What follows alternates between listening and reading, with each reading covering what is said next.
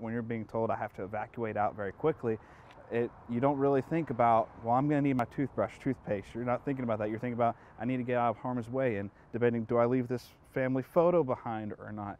And in that time of need, once you're stranded and then you don't know what you're going back to, some of the basic things that we take for granted are what you need. Other things would include food stuff, something simple as Little Debbie cakes. On our last trip, we got to go and we delivered supplies to some people, and they'd been working since 7 a.m. in the morning, and their eyes lit up as we opened the trailer door and we had all these foodstuffs, because some of them were diabetic and they didn't have their insulin that they needed because supplies have been cut off. They'd used what they had. They've been working all day. Their energy is low, and they see these little Debbie snack cakes of all things that they can get their sugar and help them be able to get on with the rest of the day and power them through the days to come. Just simple things like that we can just go down to a mini mart.